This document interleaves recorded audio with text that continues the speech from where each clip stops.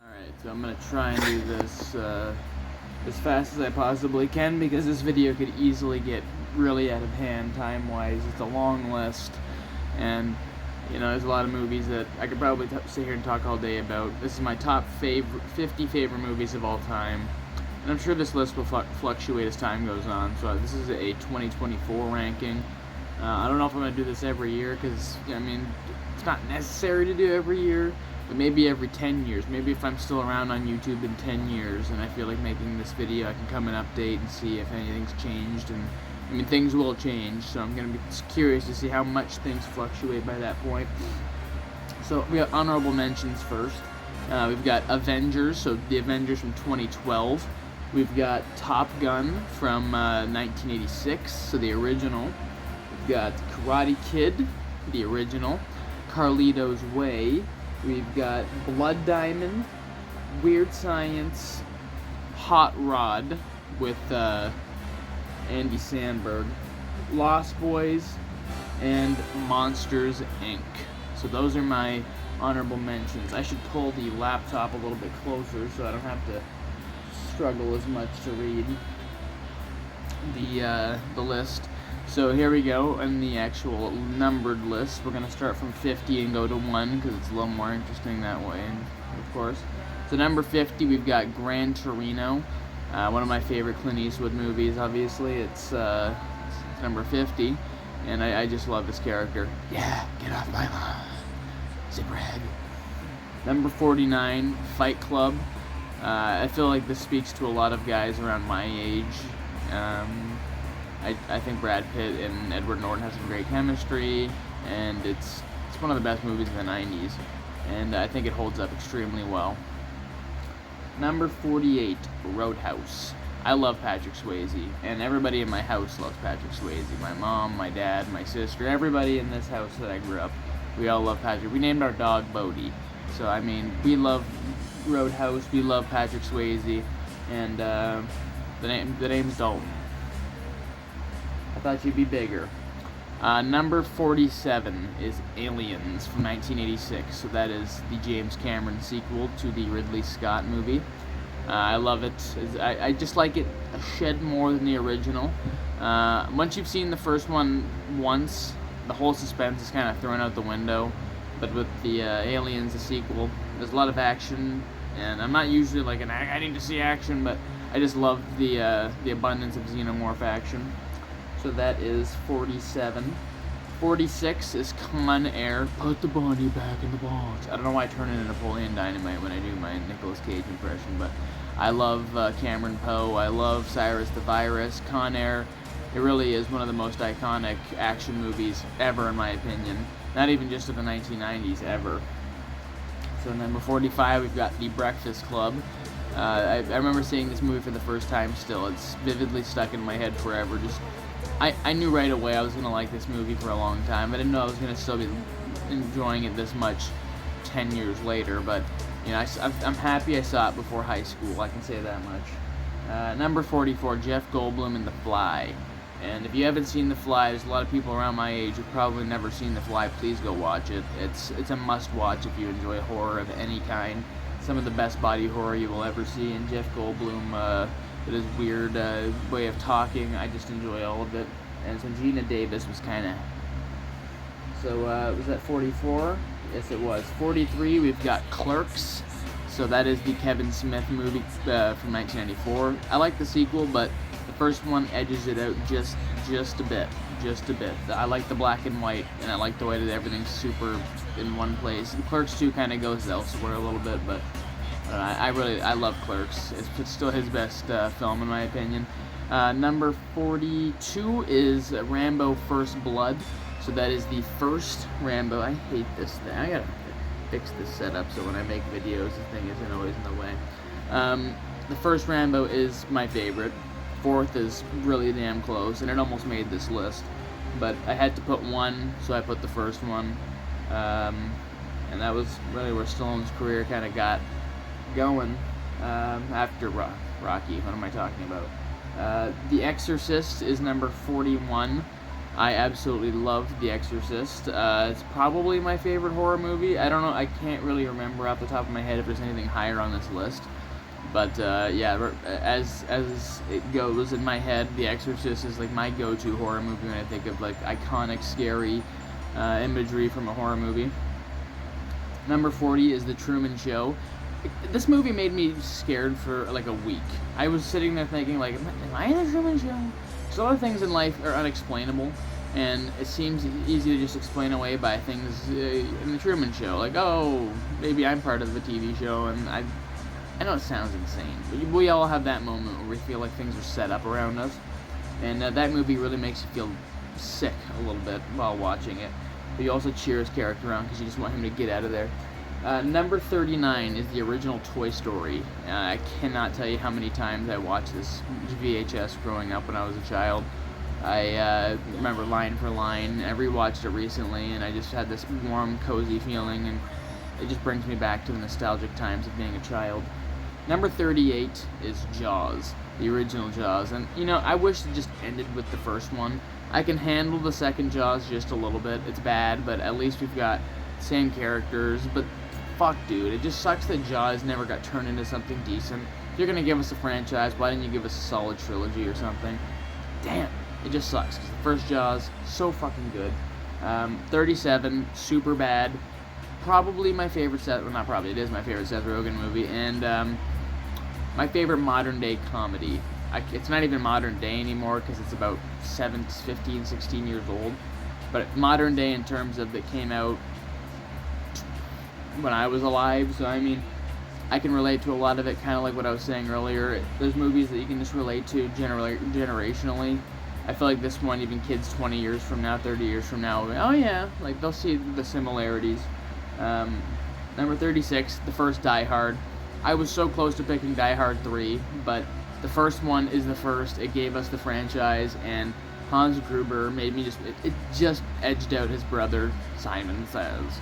But I just think he's just a slightly better villain, and it's the first one, and I don't know, every time I'm going to rewatch Die Hard, it's usually around Christmas time, so I watched the first one.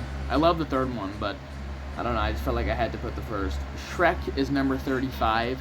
I could have put this a little bit higher. I love Shrek, and Shrek 2 is another one where I was like, man, I could put that on there.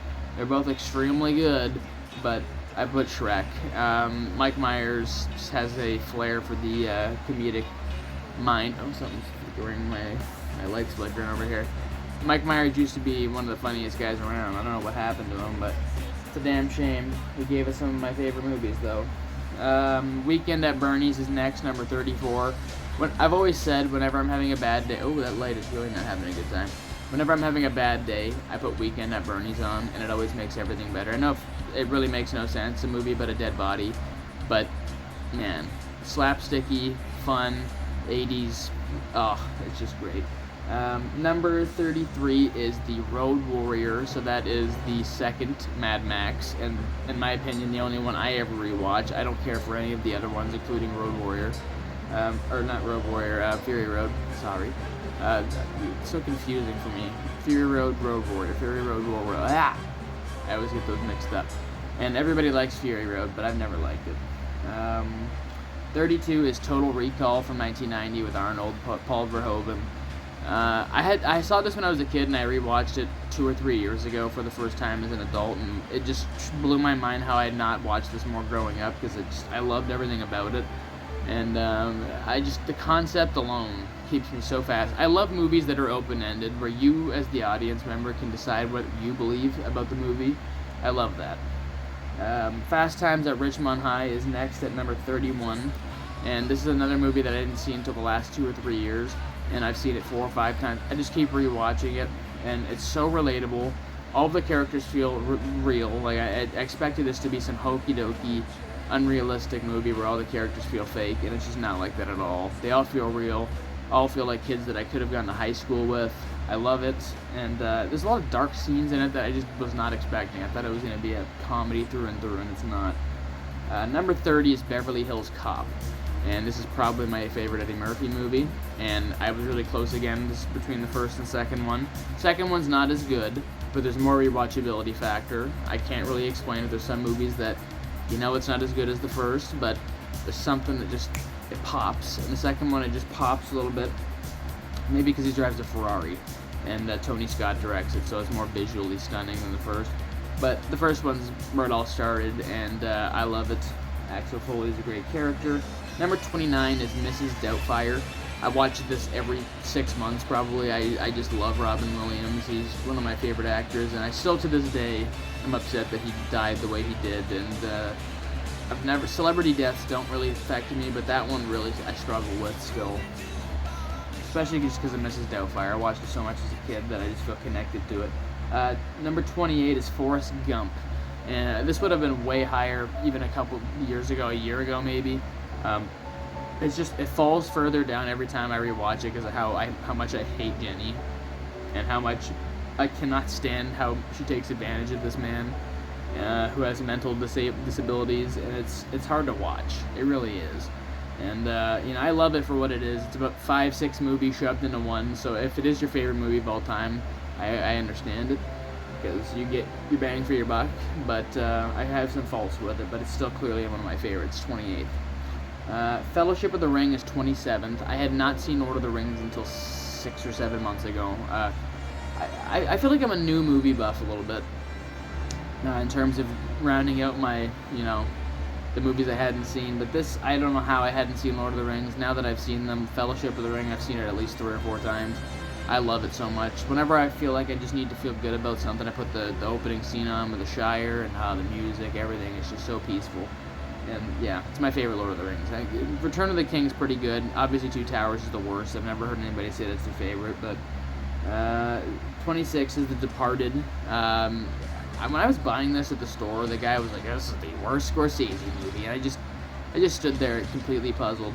It's clearly not his best, but yeah, I don't know how you could ever say it's his worst. The cast is incredible. DiCaprio is really good in it. Mark Wahlberg is so fucking annoying. Matt Damon is great, and Vera Farmiga, yeah. Lethal Weapon is 25. And again, this is the other one where I was like first or second. Second one's not as good, but the first one, the second one's got more action and more, bang for your buck. If you're going to watch a movie to entertain you, the second one's probably the one you're going to go for. But the first one's the better movie, where the characters feel more real. The second one, they're like superheroes a little bit. And Joe Pesci's character, Leo gets is a little bit annoying. 24, Ferris Bueller's Day Off. And this movie taught me a lot of bad things. When I was a kid, this taught me, how to fake being sick. And I probably skipped a lot of school days because of Ferris. But thank you, Ferris. I enjoyed high school more because of you. And I've had plenty of laughs because of this movie. And if you've seen it, you all know how good it is and how timeless it is. It's another one that I feel like kids will be enjoying for generations. Okay, number 23 is The Shining. And man, like if you want to talk about just terrifyingly frightening, possibly realistic scenarios where you get locked away with somebody who goes crazy, and it's just a scary thought. Even somebody you love, and they just go crazy on you, and there's nothing you can do except run away from them in a maze and hope to God that you don't freeze before they do. I love The Shining, and Jack Nicholson's always great. That's really all I can say about it, because it's a masterpiece, and everybody knows it is. 22 is Raising Arizona. Man, and even my girlfriend liked this movie. It's one of those that I think everybody who watches it can enjoy for one reason or another. Timeless again. This is another movie that you can show people in 50 years and they're all gonna, oh, this is great. Nicolas Cage is so damn good. I think he's like 24 years old in it. Like, he's my age. I'm a couple years younger than him in it, and it just blows my mind. He looks like a full-grown 50-year-old man in it. And John Goodman, that scene where he's coming out of the ground is one of the funniest things I've ever seen in a movie.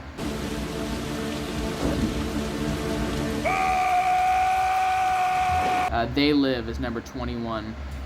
Roddy Piper is one of my favorite wrestlers of all time, so it doesn't shock me that his one real movie where he acts is one of my favorite movies ever. And the concept it keeps becoming more real day by day. I keep telling my dad, this is what we're living in.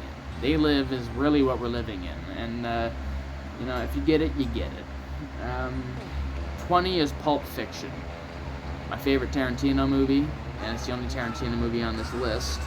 I like Tarantino, but I just feel like he overdoes it a little bit in a lot of his movies, and I get that that's kind of his thing. But stuff like Inglourious Basterds gets so dumb in the last 10 minutes that I just can't. I know I get it. It's funny. Hi, I killed Hitler, but it's just I don't know. It just feels like a kid throwing everything he can think at the screen, and that's Pulp Fiction's my favorite because he wrote it with Roger Avery, his friend, and it feels a little more realistic than his other movies. Okay, next is True Romance, which is a movie he wrote, and Tony Scott dumbed down all the things that, Tarantino kind of blew over. That he wanted Clarence to die, and he wanted everything to be this big depressing mess at the end, and Tony Scott didn't really let that happen because, you got to sell the movie. And I don't think Tarantino really knew what a relationship was at the time because he'd never had a girlfriend in his life at that point. And you can tell because a lot of it, he seems like a guy who's never had a girlfriend. But I still enjoy it. I think Christian Slater's he's awesome, and I could just rewatch the movie over and over. Brad Pitt as Floyd is hilarious, and Michael Rappaport's likable in it. It's shocking because he's a douchebag. Number 18, Big Trouble in Little China. My favorite John Carpenter movie, and I think I mentioned in my Blu-ray or DVD collection, it's the John Carpenter movie that I always watch the most. I watch it so much. Like this movie, I was just watching clips of the other day, listening to the soundtrack. I'm enamored by it, to be honest, because I love Mortal Kombat, and you can just see the influence smeared all over this. It's amazing. It really is, and I just love Kurt Russell too. Number 17, The Big Lebowski. I've just watched this the other day again, and the Larry scene, I was laughing so hard, I woke my entire house up. Fuck a stranger in the ass, Larry. My parents walked downstairs like, what the hell's going on? It's like, I'm just watching Walter scream at a child he's never met and destroy the car of some random guy. It's just fantastic. It really is. I saw some video on YouTube of a guy who was doing a Blu-ray video collection. He had Big Lebowski, and there's like, I've never seen this. And he started talking about Marvel movies and how he loved them. And it's like, so you've seen Marvel movies, but you've never seen Big Lebowski. What a letdown. Number 16, The Incredibles. My favorite animated movie ever. My favorite Pixar movie. I watch this so often, and the story is way too adult for kids. As a kid, I loved it, but I didn't have a clue what it was really talking about, and it really is. Like, it's a mature fucking movie, but, they kind of disguise it behind the whole animated thing, and that doesn't happen very often, but, I love it. The characters are great. The sequel was not good at all, but I love the first one with a passion, and that's why it's 16 out of all these movies that I've ever seen. 15 is Shawshank Redemption. This is the movie that really got me into movies in terms of like, okay, I care about people in movies. I care about the character study. I care about watching 2-hour and 30-minute movies without any action of any sort. Before this, I was a very ADHD kid, but this kind of got me engaged. Number 14, Ghostbusters, the original from 1984. Perfect fucking movie. It really is. The cast is perfect. Such a quotable movie. I dissected this entire movie in film class in grade 12, so I think I watched this movie maybe more than anything I've ever seen, just in terms of frame by frame. Just everything. It's all in my head. I love it. Number 13, Goodfellas. Scorsese, man, like, you can see in this list, he's all over. Like, he's just so fucking great. This is another, like, Henry Hill, Ray Liotta, De Niro, Pesci, the whole cast is just like bang, bang, bang. Yeah, it's just, what can you say that hasn't already been said? Goodfellas is it's a masterpiece. Number 12, Jurassic Park. I remember seeing this for the first time, and still having, I can remember the reaction I had when I saw that dinosaur jumping up and get mad at me, dinosaur fucking nerds. I don't know what it's called. I think it's a brontosaurus, and it's jumping up and it's grabbing the leaves. And I just remember being like fully in shock. It has never happened to me since, but it was the first and only time that I was in literal shock. I thought I was seeing something real. Jurassic Park did that for everybody of a generation, and I don't think I'm ever going to have that feeling in movies again. It's just a perfect action movie. Number 11 is Point Break, and this is my favorite Keanu Reeves movie. Again, I mentioned earlier how much Patrick Swayze's influenced everything in my life, pretty much. I've almost named like every character he's ever been. They went down the list, and I wasn't, thankfully, but yeah, I just love it. A lot of movies have been influenced. The Town is a big one. You can see the influence of Point Break. The remake sucks of Point Break. Number 10, Wolf of Wall Street. Again, Scorsese. Leonardo DiCaprio is so good as Jordan Belfort. Jonah Hill was made to play Don Azoff, and everything about this movie works for me. There's not a scene of it that I get bored or anything. It's very rare that you have a 2 hour and 40-minute movie where there's not one singular scene where it's like, I could have been cut. I don't feel that way about this movie. If anything, I'd want more. So, I love it so much. Dazed and Confused is number 9.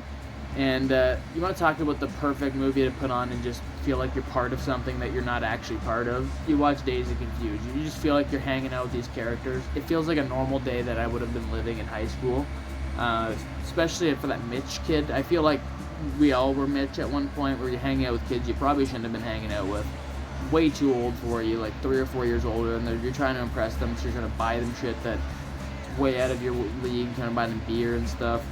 All that, so relatable, and even this whole school scenarios, he's basically being forced on the football team, but he doesn't want to do it. Stuff like that, we can all relate to these things, and we've all met a guy who's like McConaughey, who just won't grow up. Number 8, Hot Fuzz. Most quotable English comedy of all time, where just every singular line, catching them swans, Ben. Everything single line is like a zinger, and the whole cast is perfectly cast. Again, I always say this, but Simon Pegg used to be funny, and he used to just write these amazing movies with Edgar Wright. I don't know what happened. He got Hollywoodized, and now he's just terrible. It's a damn shame, because Hot Fuzz, World's End, and Shaun of the Dead are some of the best comedies in my mind that I can just sit back and watch all the time. Number 7 is Taxi Driver. Again, Scorsese. I think this is the last Scorsese movie on this list. Man, like Taxi Driver, I feel like I'm in the movie when I'm watching it. You just feel the pain this dude's going through. So lonely in life, but yet he's afraid. Like people scare him, but he doesn't want to be alone. Like it's such a confusing thing to go through in life, and you can feel for his character. And he's like a vigilante, and he saves this 12-year-old prostitute. And there's just so much going on. Never would this movie be made now, so it's just a time capsule of just how amazing things used to be. Film-wise, obviously, New York was a scum-filled mess. Number 6 is Scarface. I want some Polish guy when I'm a baby, man. I love Scarface so much. I've rewatched this so many times with my friends, by myself. Whenever I'm just having a good time, we want to stay up late and get drunk or get high or something. We just watch Scarface and just laugh the entire time because of how fucking great Al Pacino is. So much fun. And GTA, I'm glad GTA exists because you can kind of live out the Scarface fantasy in it, Titanic is number 5, and people will roll their eyes, but when I saw this in theaters last year, it just reaffirmed how much I love this movie. It was the first time I'd ever seen it in theaters, and I cried, man. Like, I was sitting there like, holy shit, this is what a movie used to be. It affects you, it moves you, the music carries it, the actors are so good, everything about it, you want to watch it over. I've seen it 100 million times, and I could watch it right now. I just love Titanic. Number 4, Terminator 2, another James Cameron movie. So back-to-back James Cameron bangers right there. And James Cameron, he just didn't seem to make bad movies for a while.